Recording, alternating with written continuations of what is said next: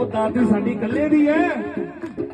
ਅੱਜ ਦਾਦੀ ਦਾ ਜਗਰਾਤਾ ਅੱਜ ਹੋਣਾ ਸਾਰੀ ਰਾਤ। ਮੇਰੀ ਅੰਬੇ ਦਾ ਜਗਰਾਤਾ ਅੱਜ ਹੋਣਾ ਸਾਰੀ ਰਾਤ।